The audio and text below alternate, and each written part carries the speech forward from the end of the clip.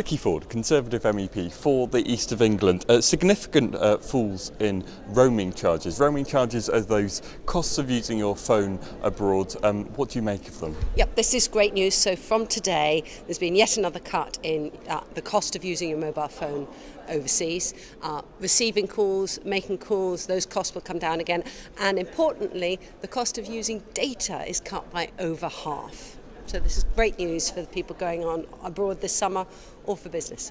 And indeed, summer holidays just round the corner. These are the kind of costs that people are racking up, aren't they, or have done in the past? Yes, and this has been in the past big costs. You've gone on holiday and then come home to a surprise bill. But now if you're travelling within the EU, remember this is only within the EU, your roaming charges have been cut again quite considerably.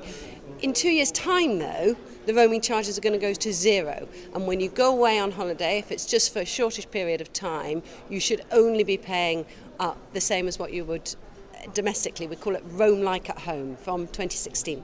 And I'll ask you about that in a minute. But these cuts that we're seeing from July, from this week, are people still getting caught out? Is your mailbox, are you finding your mailbag full of people complaining about this kind of thing? No, 5 years ago when I started this job, my mailbox was stuffed full of complaints of people who'd had exorbitant bills. This cap on roaming seems to have dealt with the problem, and it means that the network operators, they're still getting a bit more than you would normally pay, but it's no longer that exorbitant bill shock that people used to have.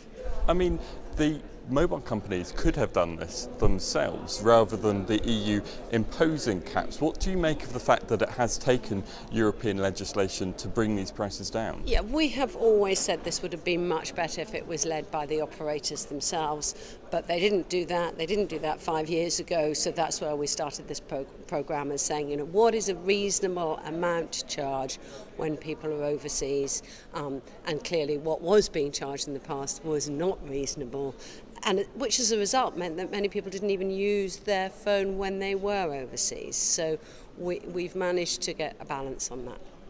Further down the track, there's talk, it's not yet completely firmed up, but it looks like roaming charges could be got rid of altogether. What do you make of that as an idea? Is that something you support? Okay, so this is really quite exciting, potentially. This is in 2 years' time, the idea that you should be able to roam like at home. So if you're just travelling for a couple of weeks on holiday, your own prices that you normally have at home should be the same as what the operator overseas charges you. Now the exciting thing about that is it means that the operators need to be able to share infrastructure. And why that is getting me really excited is in the East of England, in North Norfolk, or just where I am, 10 miles out of Cambridge, you can get coverage on one network, but if your operator is somebody else, you're in a black spot, a not spot.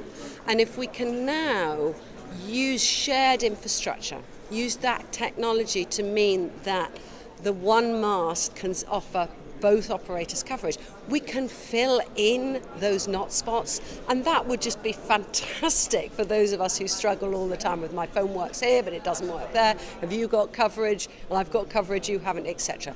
Let's see if we can make this work. We do need to make sure that the cost of this isn't just passed on to the lower end user, because that will mean that the people who can least afford it end up picking the bill. So we do need to be careful about this.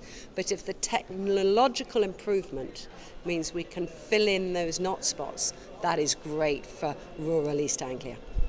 And in parts of rural Norfolk, parts of rural East of England, what difference would it make to get rid of those not spots? For example, for businesses that are trying to work in these areas. Well, absolutely. I mean, it is ludicrous. In my village, I can get coverage on my network, but 2 miles away, I can't. And so if you're trying to contact the shop or they're trying to contact people, they can use their Wi-Fi, but they can't use their mobile coverage. So if we can get this technological advance that means that you can share your mast, that could really unlock a whole load of areas of coverage so that we have the same benefits as people who are living in towns who can choose between network operators.